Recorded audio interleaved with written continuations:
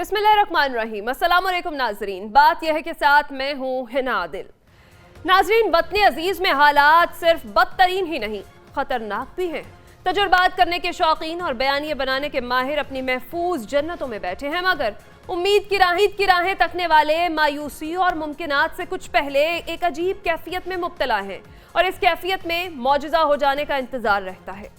गुर्बत मुंह फाड़े सब तरफ धमाल डालती फिर रही है और तजुर्बात करने वाले अब भी इसी ख्याल में हैं कि आलमी हालात बदलेंगे और एक दिन सब ठीक हो जाएगा, मगर शऊर हालात व वाक़यात का जायजा लेकर कहता है कि पलक झपकते सुधार मुमकिन ही नहीं।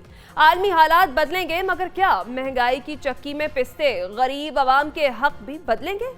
अपनी कोताहियों और कजदाइयों से जो छोटे छोटे अहदाफ आप मुकर्रर करते हैं, उनका खमियाजा मुल्क को बहुत दूर तक अदा करना पड़ता है, मगर हालात ये हैं कि मुल्क में सियासी बसात बिछ चुकी है और तमाम सियासी पार्टियां दावा करने को हैं कि उनके लीडर एक करिश्माती शख्सियत हैं जो पल भर में अवाम को इस कर्ब व अजाब की सूरत हाल से निजात दहिंदा साबित होंगे।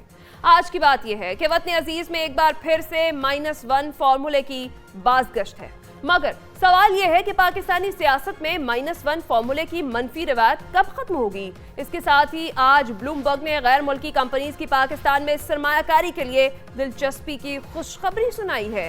इसके साथ साथ आज हम बात करेंगे कि निगरान हुकूमत का 27 हुकूमती मलकियती इदारों की निजकारी का मंसूबा भी सामने आया है। सवाल यह है कि क्या मुल्की मईशत पर निजकारी के असरात मुरतब हो पाएंगे। इन तमाम टॉपिक्स पर आज हम हमारे साथ मौजूद होंगे रिजवान रजी साहब, सलमान आबिद साहब, और हमें ज्वाइन करेंगे इम्तियाज़ आलम साहब। इम्तियाज़ आलम साहब, मैं आपसे आगाज़ करती हूँ। जैसे ही वतन अजीज़ में जनरल इलेक्शन का माहौल बनता है, उसके साथ ही -1 फार्मूले की बाज़गश्त भी चढ़ जाती है। अभी रिसेंटली निगरान वज़ीर आज़म अनवारुल हक काकड़ की जानिब से एक बयान दिया गया, उन्होंने कहा कि इलेक्शन तो चेयरमैन PTI के बगैर भी मुमकिन है। यानी एक बार फिर से -1 फार्मूले की बात की जा रही है। तो क्या आप समझते हैं कि किसी भी बड़ी सियासी जमात को माइनस करने के बाद फ्री एंड फेयर इलेक्शन मुमकिन हो पाएगा? देखिए, ये पुरानी इल्लत है। आदतें पुरानी जो हैं खराब, वो जाते जाते जाती हैं, अभी तक बरकरार है भाई। या तो फिर आप इलेक्शन अगर कराने हैं तो उसमें ये आप -1 की या -2 की बेंगनियाँ क्यों डाल रहे हैं? और ये -1 जो है वो सिर्फ इमरान खान तक महदूद नहीं होगा, ये नवाज शरीफ के लिए भी बरकरार है -1। तो मैं समझता हूँ कि और लोग भी अब -1 की जद में आएंगे, जैसे कि हम देख रहे हैं कि बलूचिस्तान में नज़र आता है, या KP में नज़र आता है, या सिंध में भी नज़र आने लगा है। तो ये किस तरह का इंतखाब होने जा रहा है? अभी इमरान खान को कुछ सज़ा एक केस में हुई थी जो ख़त्म हो गई उनकी सज़ा, तो वो इंतखाब लड़ने के अहल हैं। तो ये वज़ीर आज़म साहब किसी एक आलमी नशरियाती इदारे से कोई इंटरव्यू देते हुए क्यों कह रहे हैं? पहले ही अब आप देखें कि जमहूरियत दुनिया भर में तनज़्ज़ुल का शिकार है। अब आमराना सिलसिले या इलिबरल डेमोक्रेसीज़ का अरूज हमें नज़र आता है, और ख़ुद हमें ये नज़र भी आया 2018 से नज़र आया, और ख़ुद इमरान खान का दौर भी कुछ ज़्यादा, वो भी इलिबरल डेमोक्रेसी के खाते में आता है।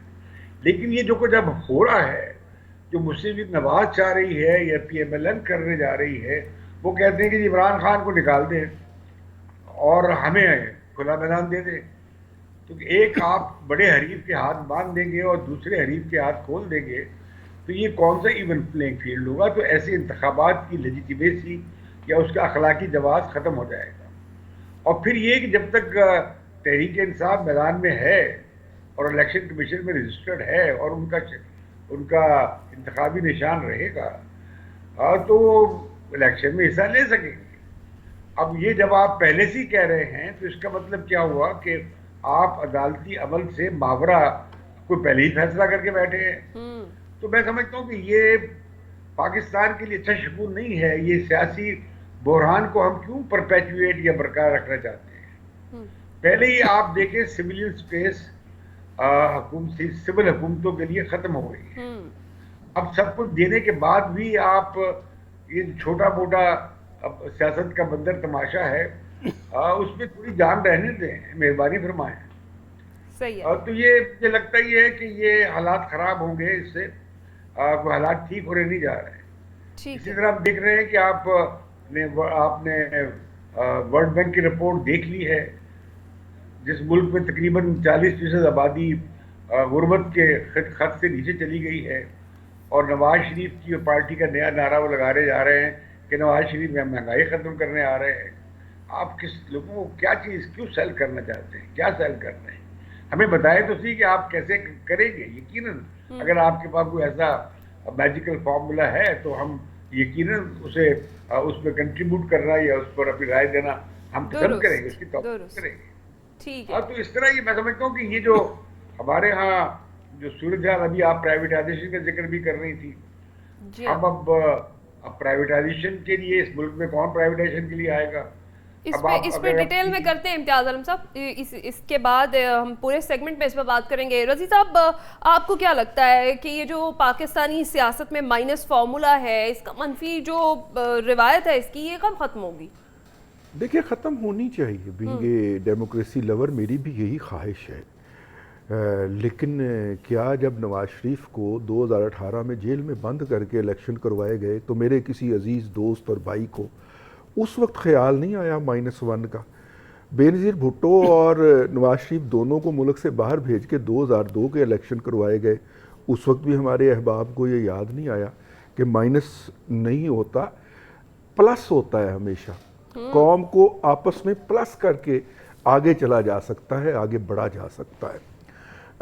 بہرحال میں جو ہوں کینس کے خلاف ہوں، لیکن مجھے نہیں پتا کہ یہ تاثر جو ہے یہ کیوں ابھر رہا ہے، اور جناب پرائم منسٹر صاحب کتنے کے رسپانسیبل پرسن ہیں کہ ان کی بات کو اتنا سیریس لیا جائے کہ آج کا پہلا سیگمنٹ ہی اس بات کے اوپر رکھ لیا جائے کہ جناب یہ جو ہے مائنس نہیں ہونا چاہیے جی، کسی کو بھی مائنس نہیں ہونا چاہیے، انہیں پولیٹیکل فیلڈ کے اندر آگے ہم اس پروگرام کے اندر ملک کے وزیر اعظم تو وہ ہیں اور ایک عالمی نشریاتی ادارے کو انٹرویو دیتے ہوئے یہ بات کر رہے ہیں۔ کیئر ٹیکر آج کی سب سے بڑی اچھی خبر یہ ہے کہ ایک اپنی طرز کے ولاگر اور ٹی وی اینکر عمران ریاض خان صاحب 142 دنوں کے بعد واپس آ گئے۔ صحیح۔ اور میرا خیال یہ ہے کہ میرے گرو اور کامریڈ امتیاز عالم صاحب کو اس بات پہ خوش ہونا چاہیے کہ چلیے 142 دن کے بعد ہی صحیح ہماری اور آپ کی سنی گئی سر، وہ واپس آ گیا، ٹھیک ہے۔ اب اور ہمیں توقع کرنی چاہیے کہ جس طرح بلوچستان کے اندر لوگ جو ہیں وہ مسنگ ہیں وہ واپس آئیں، کے پی کے سے اندر سے جو اغوا ہوئے ہیں وہ واپس آئیں، اور سب کے لیے دعا بھی کرنی چاہیے، آواز بھی اٹھانی چاہیے۔ تو رضی صاحب آپ مجھے کمنگ بیک کر جی امتیاز عالم صاحب، ہم عمران ریاض کی واپسی کو ویلکم کرتے ہیں، صحیح، اور افسوس کا اظہار بھی کرتے ہیں کہ وہ کہاں غائب رہے، کن حالات میں رہے۔ ٹھیک ہے رضی صاحب، اچھا ہے واپس آ گئے۔ ٹھیک ہے رضی صاحب، آپ کو نہیں لگتا کہ جو -1 کی بجائے مقابلہ ہے وہ سیاسی کھاڑے میں ہی ہونا چاہیے؟ میں نے تو عرض کیا نا کہ لیٹ دا پیپل ڈیسائیڈ، اس کے کھاڑے کے اندر ہونا چاہیے، لیکن یہ آواز ہمیں سب کے لیے اٹھانی چاہیے، کسی کو بھی مائنس نہیں ہونا چاہیے۔ اور ماضی میں سر ہم جو تھے وہ تو مجرم کہہ کے تو خبر نشر کیا کرتے تھے، ہم جو کنوکٹڈ کہہ کے تو ہمارا میڈیا خبر نشر کرتا رہا ہے، وہ میڈیا اب کس منہ سے مائنس کی بات کر رہا ہے؟ مطلب ہمارے ہاں خبر نشر ہوتی تھی تو مجرم نواز شریف کے ساتھ لگایا جاتا تھا۔ دنیا کی صحافت کی تاریخ کے اندر خبر سازی کا یہ انداز مجھے دکھا دیجئے، میں صحافت چھوڑنا چاہتا ہوں۔ اس کے بعد یہ ہمارے ہاں ہوا سر، لیکن ہم نے اس وقت تو کچھ نہیں کہا۔ آج ہمیں بہت زیادہ تکلیف ہو رہی ہے، اس وقت بھی غلط تھا، آج بھی غلط ہے، میں اس کے اوپر قائم۔ ٹھیک ہے، سلمان عابد صاحب کو بھی شامل گفتگو کرتے ہیں۔ سلمان عابد صاحب، آپ کو کیا لگتا ہے کہ جو بھی نئی قیادت ہوگی وہ ووٹرز کو قابل قبول ہوگی؟ دیکھیں نا، اگر یہ فیصلہ ووٹر کو کرنے دیا جائے گا کہ وہ کس کو منتخب کرتے ہیں، کس کی حکومت لانا چاہتے ہیں، کس کو پسند کرتے ہیں، پھر تو ایک الگ بات ہے۔ پاکستان میں 70 سے لے کے 2018 کے انتخابات جو ہیں اس کی تاریخ آپ اٹھا کے دیکھیں تو ہر انتخاب پچھلے انتخاب سے زیادہ متنازع ہوتا ہے، اور کوئی انتخابات اپنی ساکھ قائم نہیں کر سکے۔ ہمارے ہاں تو ووٹر استعمال ہوتے ہیں، ہمارے ہاں تو الیکشن جو ہے وہ ایک ٹول کے طور پر استعمال ہوتا ہے، ایک آرٹیفیشل کھیل کے طور پہ رکھا جاتا ہے۔ ہم تو پہلے سے الیکشن سے پہلے الیکشن کے نتائج طے کر لیتے ہیں، پولیٹیکل ارینجمنٹ طے کر لیتے ہیں، تو ووٹر کہاں سے آ گیا؟ پہلی بات۔ دوسری بات یہ کہ تاریخ کا سب سے بڑا سبق یہ ہے کہ کسی نے تاریخ کا سبق حاصل نہیں کیا ہے۔ اب آپ دیکھیے نا بات یہ ہے بڑی کہ خوبصورت بات آپ کی آپ نے دیکھیے نا سلمان بات علی یہ ہے کہ سب کے ساتھ یہ ہوا ہے نا. آج -1 کا فارمولا کا لفظ کون استعمال کر رہا ہے؟ PMLN کر رہی ہے نا, میں تو نہیں کر رہا. آج وہ کہہ رہے ہیں کہ عمران خان کو مائنس کر کے الیکشن کروائیں. کل عمران خان کہہ رہے تھے کہ جناب نواز شریف کو مائنس کر کے الیکشن کروائیں. اس سے پہلے کوئی اور کہہ رہا تھا. تو ہماری پولیٹیکل پارٹیوں نے چھوڑ دیں عمران خان کو. یہ جو بڑی ڈیموکریٹک پارٹیاں ہیں اس میں PMLN نے کیا سیکھا ہے؟ یہ سیکھا ہے نا جو وہ بتا رہے ہیں. اس لیے بات یہ ہے کہ اور یہ جو صحافتی حضرات ہیں ان کی تو کہانی بڑی مختلف ہے جی. آج جو لفظ عمران خان کے بارے میں استعمال ہو رہے ہیں وہ بھی غلط ہے. کل جو نواز شریف کے بارے میں استعمال ہو رہے تھے وہ بھی غلط ہے. ہم نے تو پولرائزیشن اتنی زیادہ پھیلا دی ہے کہ اس میں صحافتی اخلاقیات, اس میں قانونی اخلاقیات, اس میں آئینی اخلاقیات, اس میں اخلاقی معاملات تو بہت پیچھے رہ گئے ہیں. تو سوال یہ کہ پھر ہم نے سیکھا کیا ہے پاکستان کی سیاست سے؟ پاکستان کی سیاست سے یہ سیکھا ہے جو ابھی امتیاز عالم نے کہا ہے کہ سیاست سکڑتی جا رہی ہے, جمہوریت سکڑتی جا رہی ہے, فکری آزادیاں سکڑتی جا رہی ہیں, سول سوسائٹی سکڑتی جا رہی ہے, میڈیا سکڑتا جا رہا ہے, آئین اور قانون کی بالادستی کا جو معاملہ ہے وہ پیچھے چلا گیا ہے. تو ہم جس قسم کی ریاست کا نظام چلانا چاہتے ہیں اگر اس طریقے سے الیکشن کروائیں گے اور الیکشن سے پہلے انتخابات کو متنازع بنائیں گے کسی کی حمایت میں اور کسی کی مخالفت میں, تو کھیل تو نہیں چلے گا. یہ سارا کھیل اسی طریقے سے پھر بدامنی کی طرف جائے گا, عدم استحکام کی طرف جائے گا, پولرائزیشن اور بڑھے گی, انتشار اور بڑھے گا, ٹکراؤ اور بڑھے گا. پھر صرف سیاست خراب نہیں ہوگی, آپ کی معیشت پر سوالات اٹھنے شروع ہو جائیں گے.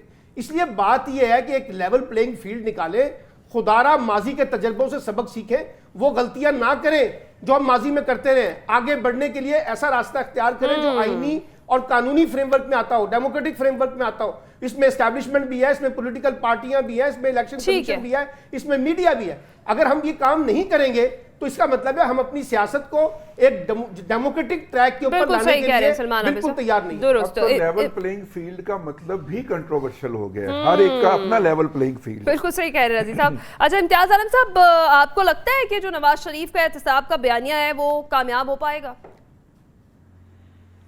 دیکھیے یہ جو رضوان صاحب بات کر رہے تھے انہیں ہم یاد دلائیں گے کہ ہر مرحلے پہ جب بھی جمہوریت سے ہٹنے کی کوشش کی گئی یا کسی ایک خاص لیڈر یا پارٹی کو یکا و تنہا کیا گیا, نشانہ لگایا گیا ان پر اور یہ سو کالڈ سیاسی احتساب کیا گیا, ہم نے جمہوری قوتوں نے اس کی مسلسل مخالفت کی ہے. یہ نہیں ہے کہ ہم پہلے حمایت کرتے رہے اور آج مخالفت کر رہے ہیں -1 کی.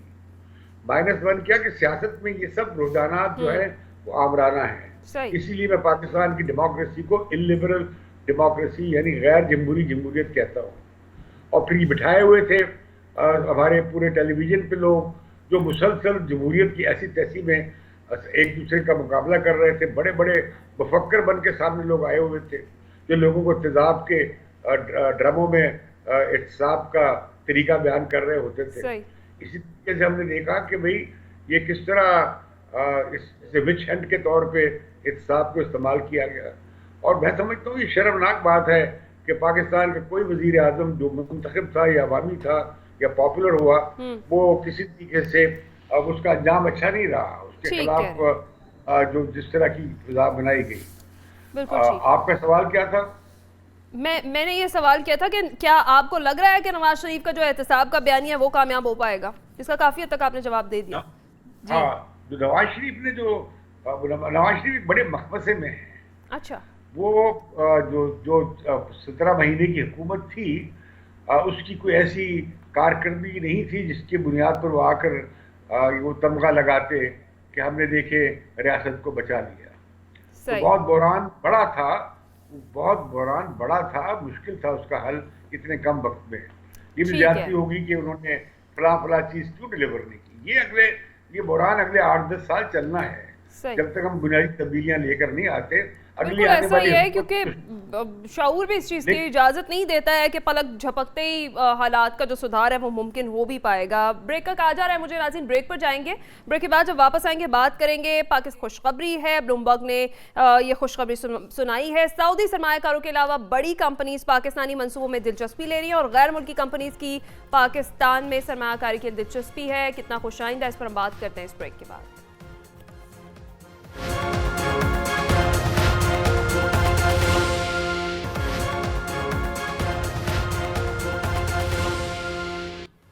वेलकम बैक नाजरीन। ब्रेक पर जाने से पहले हम एक खुशखबरी का जिक्र कर रहे थे। पाकिस्तान के लिए खुशखबरी है, सऊदी सरमायाकारों के अलावा कई बड़ी कंपनीज ने पाकिस्तानी मंसूबों में दिलचस्पी जाहिर की है और गैर मुल्की जो कंपनीज हैं वो ये बिल्कुल शदीद हब्स के मौसम में एक ताज़ा हवा का झोंका ही साबित हुई है। रिजवान रजी साहब, क्या लगता है आपको बैरूनी सरमायाकारी की राह में जो रुकावटें हाइल थी इससे कबल, क्या वो दूर हो रही हैं और इससे क्या मईशत के हालात बेहतर हो पाएंगे?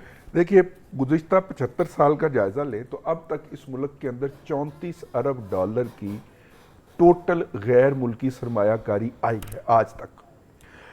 इंटरनेशनल असूल ये है कि गैर मुल्की सरमायाकारी जो आती है उसके नतीजे के अंदर वो 10 टाइम मल्टीप्लाई होकर वापस आती है, यानी $1 जो इन्वेस्ट होता है वो $10 की शक्ल में वापस जाता है। एक मतलब कि जनरल स्टडी है, हमारे कुछ अहबाब ने मिलके की, जर्नलिस्टों ने, इसलिए मैं उसे जनरल स्टडी कह रहा हूँ। अच्छा। कि हमारे यहाँ एक जो डॉलर आया था उसके बदले $80 वापस जा चुके हुए हैं और अभी तक ये सिलसिला जारी है। उसमें से कुछ MNC जो है मल्टीनेशनल, वो हमने 1947 के अंदर इनहेरिट की थी, नंबर 1। नंबर 2, सऊदी कंपनियों ने जाके एग्रीकल्चर के सेक्टर के अंदर अफ्रीका और लैटिन अमेरिका के अंदर सरमायाकारियां की हैं। वहां पे जिस तरह अंडरग्राउंड वाटर जो है उसका टेबल नीचे गया और वहां के किसान भूखे मरे और उसके नतीजे के अंदर सऊदीज को वहां से भागना पड़ा। और इसको भी जरा स्टडी कर लिया जाए कि 2 मॉडल बड़े जबरदस्त हैं। ठीक है, अब आ जाइए इस बात के ऊपर कि इस वक्त हमारी जो मुक्तदरा है वो पूरे जोर के साथ पाकिस्तान के अंदर सऊदी अरब से एग्रीकल्चर के सेक्टर में जो इन्वेस्टमेंट लाने की तगोदो कर रही है, क्या वो पाकिस्तान के लिए yet another story of Africa and Latin America तो नहीं छोड़ के जाएंगे यहाँ पे? क्योंकि उन्होंने वहाँ से फूड उगाना है और फूड उगा के उन्होंने अपने मुल्क के लिए भी प्रोवाइड करना है और वहाँ पे जो लाखों लोग हर साल हज और उम्रा करने के लिए तशरीफ लाते हैं उनके लिए भी उन्होंने प्रोवाइड करना है। वहां पे तो उनका ये वाला मॉडल हो गया है नाकाम। अब हम एक नाकाम मॉडल को अगर रेप्लिकेट करना चाहते हैं और उसके लिए हम चूज भी कर रहे हैं जो इस वक्त पूरे पाकिस्तान में सबसे ज्यादा पसमानदा समझी जाती है, मैं बलूचिस्तान की बात कर रहा हूं, और वहां पे पहले ही मेहर का एक रोना मचा हुआ है। ठीक है, अगर हम उनको करना चाह रहे हैं, वहां पे करना चाह रहे हैं, मेरा ख्याल है this will be yet another recipe for disaster. ये तबाही की तरफ हमारा एक और कदम होगा। एक लम्हे के लिए हमें रुकना चाहिए और रुक के इसके ऊपर एक दूसरी नजरसानी भी करनी चाहिए। ठीक है, बिल्कुल ठीक कह रहे हैं रजी साहब। इम्तियाज़ आलम साहब, आपको क्या लगता है कि बैरूनी सरमायाकारी से जो मईशत है उसके हालात बेहतर हो पाएंगे पाकिस्तानी मईशत के? देखिए, जो स्पेशल इनिशिएटिव का जो फोरम बनाया गया था फॉरेन इन्वेस्टमेंट के हवाले से, अब वो इसी की एक कड़ी थी कि एक वन विंडो ऑपरेशन और एक होल ऑफ द गवर्नमेंट का मुराद ये थी कि सिविलियन इदारों के साथ फौज को भी शामिल किया गया और खुद आर्मी चीफ ने इसमें दिलचस्पी ली। अब मामला ये है कि क्या वाकई बहुत बड़ी तादाद में पैसा सऊदी अरब से और अमारात से आएगा? यकीनन लगता ही है कि कुछ हमारी एसेट्स वो खरीदना चाहते हैं या हमें देना चाह रहे हैं। और जैसे कि ये बता रहे थे रजी साहब भी कि ज़राअत में और मिनरल्स में कोई इन्वेस्टमेंट का उनका इम्कान है, लेकिन जो बड़ी डेवलपमेंट हो रही है वो 2 हुई है। एक तो ये जो G20 की मीटिंग में सऊदी अरब ने और इंडिया में, अमेरिका और यूरोप में जो इत्तफाक हुआ है एक अपना तिजारती कॉरिडोर बनाने का चीन के कॉरिडोर के मुकाबले में जी। उसमें बहुत बड़े ऐलानात हुए हैं सऊदी शहजादा मोहम्मद की जानिब से और कुछ $100 बिलियन की का ऐलान हुआ है। मैं समझता हूँ कि पाकिस्तान में इसके साथ ही मैं खबर क्या मेरी मालूमात भी हैं और तहकीक भी है कि सी पैक को आलमोस्ट पैकअप कर दिया गया है। सी पैक अब हमारी बुनियादी प्रायोरिटी नहीं रहा। अच्छा।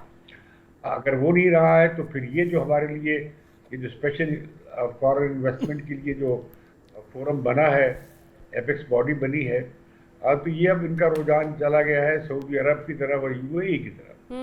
تو کیا پاکستان اس کا حصہ بننے جا رہا ہے جس میں بھارت بھی ہوگا؟ اور یہ راہداری نہیں بنتی، یہ بمبئی سے UAE تک تو جہاز کے ذریعے ہی، شپنگ کے ذریعے ہی ٹریڈ ہوگی. تو کیا پاکستان کے ذریعے بری راستہ جائے گا؟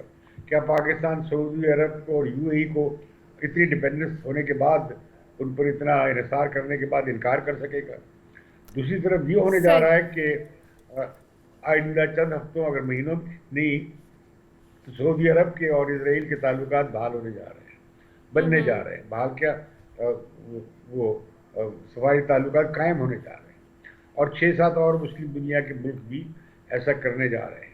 تو وہ تو کہہ رہے ہیں کہ یہ تو اب ہمارا جو مسلم دنیا سے تضاد تھا اسرائیل کا وہ ختم ہونے جا رہا ہے، اور یہ تسلسل ہے معاہدہ ابراہام کا جو معاہدہ کیا گیا تھا. صحیح. اب اس میں فلسطینیوں کا مسئلہ اس میں حل ہوگا یہ نہیں ہوگا، مجھے مشکل دکھائی دیتا ہے. سب نے فلسطینیوں کو چھوڑ دیا ہے، ہم ان کی کیا مدد کر سکیں گے؟ تو میں سمجھتا ہوں اسی طرح پاکستان کے جس طرح کے حالات ہیں، ہم یہ اپنے دونوں بارڈرز کو بے یقینی کا شکار نہیں کر سکتے ہیں. ہم مشرق میں بھی یعنی انڈیا کے ساتھ بارڈر کو بھی گرم رکھنا چاہتے ہیں، یہاں کم از کم اس پہ نو وار نو پیس کی صورتحال ہے. اسی طرح افغانستان کے ساتھ ہمارا بارڈر ہے وہ انتہائی ولنریبل ہو گیا ہے، اور وہاں سے گردی کا بڑا خطرہ ہے، اور جو صبح شام ہمیں ہوتا نظر آتا ہے.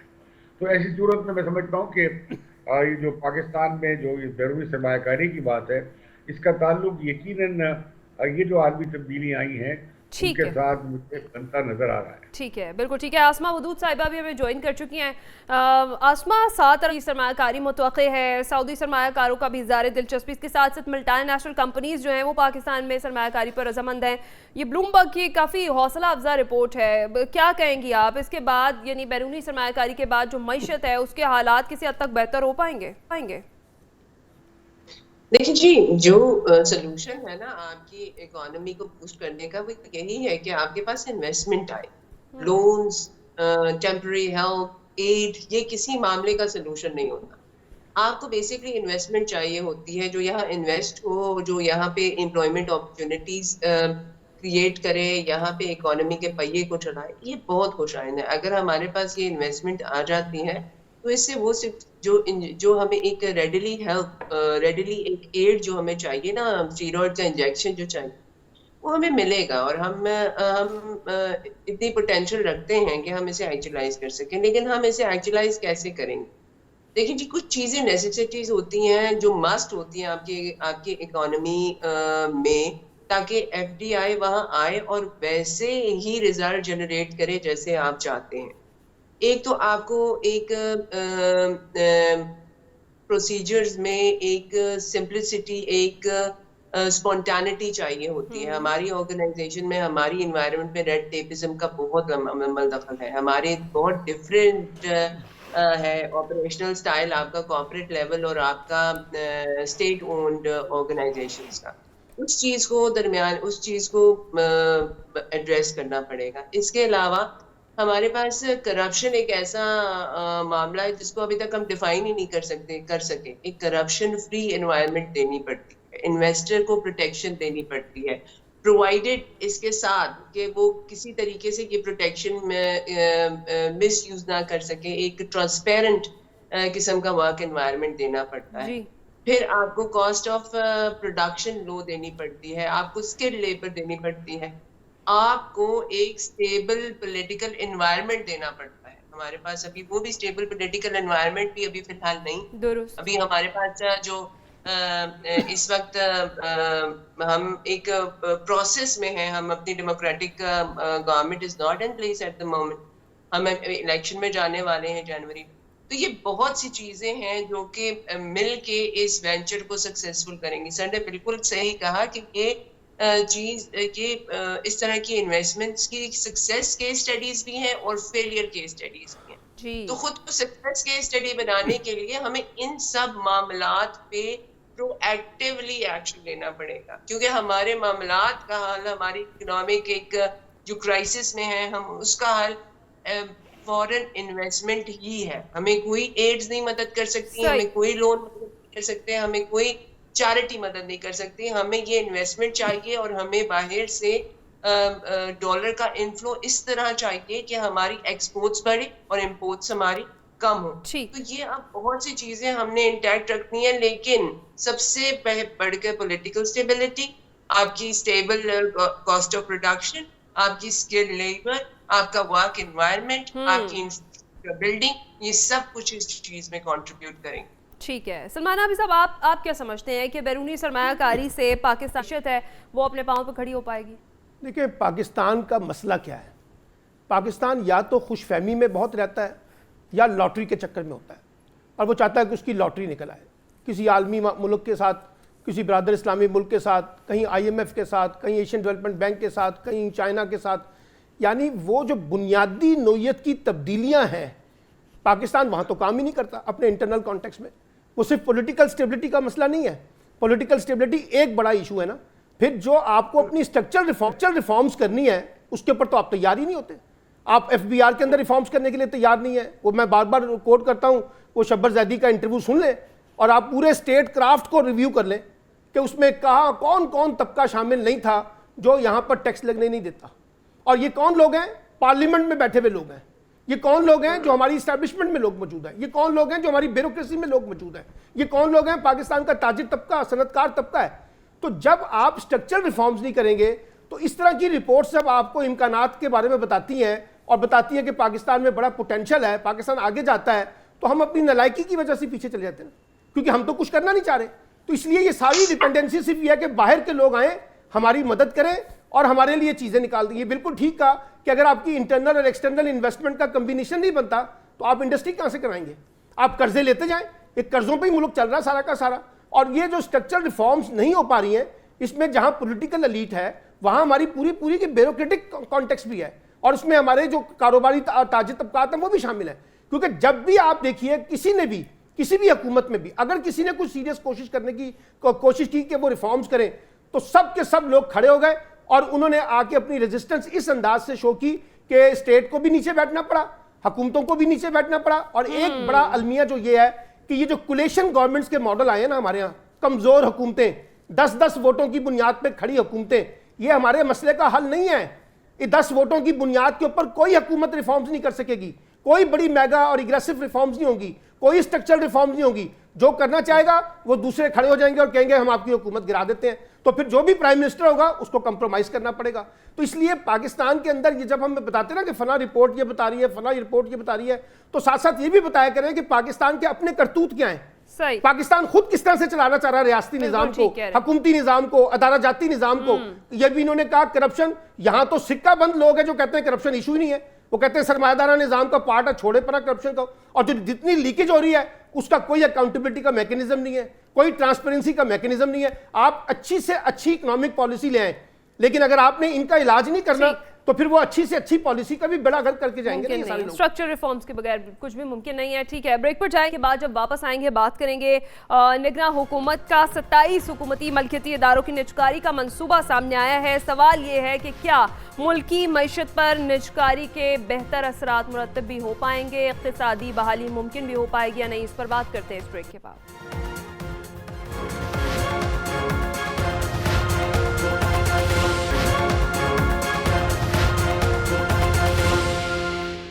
ویلکم بیک ناظرین. بریک پر جانے سے پہلے ہم بات کر رہے تھے محکمہ نجکاری کے مطابق مستقبل میں اب 27 قومی ادارے ہیں جن کی نجکاری کی جانی ہے. نجکاری کے عمل میں توانائی سے منسلک 14 قومی اداروں, ریئل اسٹیٹ سیکٹر سے 4 قومی ادارے, فائنینشل سیکٹر سے 4 قومی ادارے, صنعتی سیکٹر سے 4 قومی ادارے, جبکہ ہوا بازی سیکٹر سے منسلک 1 قومی ادارے کی نجکاری کی جائے گی. سوال ہمارا یہ ہے کہ نجکاری ضروری کیوں ہے اور بیمار معیشت کو نجکاری کا انجیکشن کیوں ضروری ہے؟ رضوان رضی صاحب.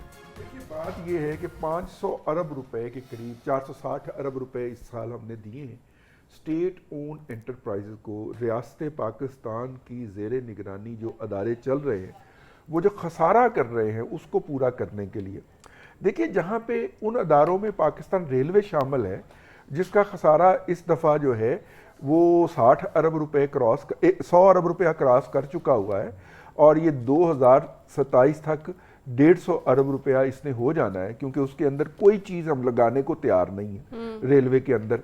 हम उसकी ट्रैक जो हैं वो हमारे इतने रह गए हैं कि अब 30 किलोमीटर लिमिट स्पीड के ऊपर हमारी गाड़ियां चलती हैं, तो उन्होंने क्या उसमें से प्रॉफिट कमाना है। लेकिन ये जो लिस्ट आपने दी है इसके अंदर 2 नाम दे के मेरा माथा ठनका है।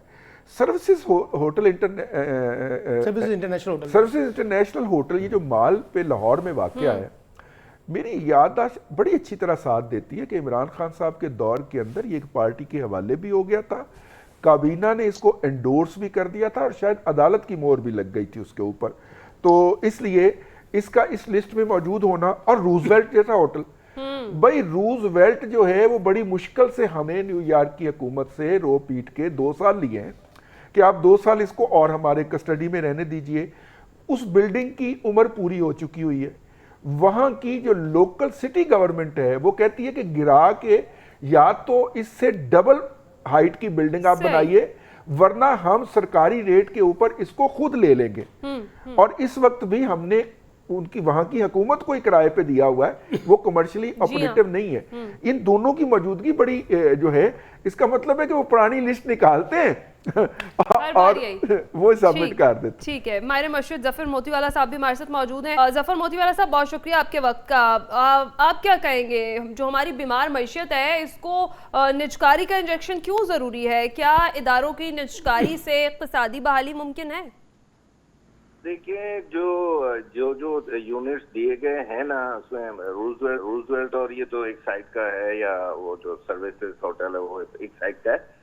ये जो मेजर थे वो हम कल परसों ये प्रोग्राम में मैं था, तो मेरे साथ कैसे बंगाली थे लेफ्ट ऑफ सेंटर वाले, बल्कि काफी लेफ्ट ऑफ सेंटर वाले, वो उन्होंने शुरू की वो बात कि भाई ये वो इंडस्ट्रियां हैं जो असल में प्रॉफिट के लिए नहीं की गई थी या पब्लिक को फेवर करने के लिए की थी, उनके लिए जॉब क्रिएट करें। वही जो रेटोरिक भुट्टो के टाइम से शुरू था। तो उसमें फिर मैंने कहा ठीक है, अगर ये भी है तो हमें एफिशिएंट तो बनाना होगा ना, इनको एफिशिएंट तो बनाना होगा। अब ये तो नहीं चल सकता कि भाई ये इनको सिर्फ जॉब देने के लिए रखे और ये अपना काम भी ना कर सके, अपनी सैलरियां भी पूरी ना कर सके, अपने अखराजात भी पूरी ना कर सके, अपने रिपेयर का भी काम हमारे ये वाइट एलिफेंट जो हैं ये हमें सर पर पड़े। आपको थोड़ा कॉन्सेप्ट वाइट एलिफेंट का बता दूं कि कोई भी रियासत फारिस में किसी को अगर तबाह करना हो तो दूसरी रियासत का जो किंग होता था वो उसको वाइट एलिफेंट एक गिफ्ट कर देता था। तो वो वाइट एलिफेंट जो है उसकी मेंटेनेंस में वो रियासत बैंकरप्ट हो जाती थी। अब ये जो इंडस्ट्रियां हैं ये हमारे मुल्क को बैंकरप्ट कर रही हैं। अब पीआई को आप देखें तो पीआई के पास एक जेम रह गया है, रूजवेल्ट, और वो भी जो रिजवान साहब कह रहे थे बिल्कुल सही कह रहे हैं। अब रूजवेल्ट के अलावा उनके पास कुछ नहीं है। दुनिया की एवरेज है कि 250% पर एयरक्राफ्ट होता है, यहाँ पर 850, अब तो मेरे ख्याल में 900 होंगे, 850-900 पर पर्सन है। तो इनकी निजकारी जरूरी है, इनको एफिशिएंट बनाना जरूरी है, नहीं तो ये व्हाइट एलिफेंट अभी ऑलरेडी 50% तो मुल्क खा चुके हैं और 50% खा जाएंगे। बहुत बहुत शुक्रिया जफर मोतीवाला साहब, आपने बेहतरीन तरीके से समझा भी दिया और बता। इम्तियाज आलम साहब, आपको क्या लगता है, क्या निजकारी से जो खसारा है उसे मुनाफे में तब्दील किया जा सकता है? देखिए, ये जो पब्लिक सेक्टर के एंटरप्राइजेज हैं इन्हें बर्बाद किया गया है और इनकी एफिशिएंसी के रास्ते में या नुकसानात का बायस इसकी ब्यूरोक्रेसी है। और हम देखते हैं कि यहाँ पे जिस तरह के लोग, जिस तरह स्टेट मिल को तबाह किया गया, जिस तरह खुद पीआईए को तबाह किया गया, तो मैं समझता हूँ कि प्राइवेटाइजेशन हर मसले का तरियाक नहीं है। दूसरी बात की जो आप बैरूनी सरमायाकारी की बात कर रहे हैं और 27 हैं, ये लिस्ट हम बड़े अरसे से देख रहे हैं कि जो अब सरमायाकारी आ रही है वो कोई नई एसेट क्रिएट नहीं करेगी। ये आप अपनी खुशफहमी दूर कर दें। वो चाहेंगे कि कोई रिकॉर्डिक की कार में उन्हें शेयर मिल जाए, उन्हें कोई और प्रॉपर्टी मिल जाए जिसके वो शेयर उनके नाम ट्रांसफर कर दिए जाए। बहुत सी चीज़ें काबिल हल हैं, गवर्नेंस का क्राइसिस है। अब आप देखते नहीं है कि बहुत लोग फ्री मार्केट वाले बहुत छलांगे लगा रहे थे कि जी सुबह शाम हम के भाषण सुन रहे हैं कि जी बिल्कुल आज़ाद मंडी में मुदाखलत नहीं होनी चाहिए। अभी रियासत के मुदाखलत की है तो डॉलर नीचे क्यों आया कि पाकिस्तान में आज़ाद मंडी का चलन भी नहीं है। यहाँ तो माफियाज हैं जो शुगर की कीमत 200 रुपए से ऊपर चढ़ा देती Exactly. है, जब चाहे वो शुगर गायब कर देती हैं, जब चाहे वो हमारी जो ये फॉरेन एक्सचेंज की मार्केट है, ये तो 30-35 मिलियन डॉलर की है, ठीक। लेकिन असल में जो बिलियन ऑफ डॉलर्स का कारोबार हो रहा था ब्लैक मार्केट में, वो करने वाले लोगों को जब उन तक बात पहुंची, अभी पूरी तरह नहीं पहुंची, तो ये डॉलर ने फिर नीचे इंटरवेंशन करके लाना पड़ा। ठीक। तो ये जो ज्यादा ये मामला है ना कि प्राइवेटाइजेशन कर देंगे तो मसले हल हो जाएंगे। और दूसरी बात की कुछ चीजें जैसे स्टील मिल को मामला है, स्टील मिल 2008 और 13 के पीरियड में वो मुनाफे में चला गया था, खुद उससे पहले मुशर्रफ के पीरियड में भी उसे एक्टिवेट कर दिया गया था। क्यों नहीं हम चाइना के साथ पार्टनरशिप कर सकते, रशिया के साथ पार्टनरशिप कर सकते कि उन्हें हम बहाल कर सकें, ये हमारी एसेट्स है। अब ये जो हमारी एसेट्स बेची जाएंगी, जो फॉरेन इन्वेस्टमेंट आ रही है, उसमें हम एसेट्स क्रिएट नहीं करेंगे, हम एसेट्स को देकर उससे हम अपने कर्जे पूरे करने की कोशिश करेंगे या खसारे पूरे। अगर आप करते हैं, बाहर इन्वेस्टमेंट आती है तो उसे किसी सूरत में खसारे पूरा करने के लिए या रियासत के इतना जो बड़ा एक हैवी स्ट्रक्चर है, पैरासिटिक स्ट्रक्चर, उसे सस्टेन करने के लिए आपको पैसा इस्तेमाल नहीं करें। बिल्कुल बिल्कुल ठीक है। इम्तियाज आलम साहब, वक्त थोड़ा कम है प्रोग्राम के लिए, मैं चाहूंगी आसमा को भी शामिल गुफ्तगू करें। आसमा, आपको क्या लगता है मुल्की मैशत पर निजकारी के क्या असरात मुरतब हो सकते हैं?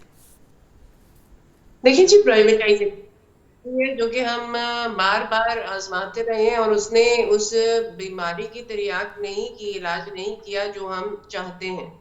प्राइवेटाइजेशन आपके मसलों का हल नहीं हो सकती जब तक आपके पास आप अपने ऑर्गेनाइजेशंस को रिफॉर्म ना करें। हमने यहाँ पे अभी जिक्र किया रेलवे की नाकामी का। रेलवे की नाकामी का एक बड़ी वजह यह है कि हमने उससे कॉर्पोरेट एक रेलवे एंटिटी के पास जब कार्गो की फैसिलिटी नहीं होगी तो वो प्रॉफिट कैसे बनाएगी, वो अपने आप को कैसे मुनाफे में रखेगी। इस तरीके की स्टील मिल का हमने जिक्र किया। स्टील मिल का पर्पस कभी भी ये नहीं था कि वो मुनाफा कमाए। स्टील मिल बनाई गई थी आपकी इंजीनियरिंग सेक्टर को सपोर्ट करने के लिए। 1990 की दहाई में जितनी भी इंस्टीट्यूशंस प्राइवेटाइज किए गए हैं, 80% जो है वो हाउसिंग सोसाइटी में तब्दील हो गए। जो आपकी प्राइवेटाइजेशन होती है ना प्राइवेट सेक्टर में, जैसे हमारे बड़े बड़ी अपने ऑर्गेनाइजेशंस अब प्राइवेटाइज करने के इस वक्त एम कर रहे हैं, अगर ये नाकाम हो गया, दुनिया में ग्रेवयार्ड्स हैं प्राइवेटाइज कंपनीज के, और इस किस्म की कंपनीज अगर नाकाम होगी तो इनकी बर्डन शोल्डर करेगी स्टेट। ठीक है, स्टेट फ्राइंग पैन के दरमियान में चूज करना चाह रही है। हल इसका है रिफॉर्म्स। बिल्कुल ठीक है, हल इसका रिफॉर्म्स है। सलमान आबिद साहब, वक्त कम है, मैं चाहूंगी आपको क्या लगता है? मैं तो सिर्फ एक नुक्ते पे बात करूंगा, ये निगरान हुकूमत का मैंडेट ही नहीं है। अगर किसी साबका हुकूमत ने उनको ये मैंडेट भी दिया है तब भी मैं इसकी नफी करता हूं। ये मामला नई हुकूमत के पास और पार्लियामेंट में जाना चाहिए, तब जाके इन इदारों की निगरानी होनी चाहिए। निगरान हुकूमत का ये मैंडेट नहीं है, वो बराए मेहरबानी इलेक्शन करवाएं और घर जाएं। मैंडेट नहीं है। बाकी तमाम पैनलिस्ट भी यही कहते हैं, स्ट्रक्चर रिफॉर्म्स नहीं आती, फिर आप कुछ भी कर ले कोई फायदा मुल्क की मैशत को नहीं हो सकता। नाज़रीन, आज के प्रोग्राम से इतना ही। अपना ख्याल रखिएगा, फीडबैक जरूर दीजिएगा। अल्लाह हाफ़िज़।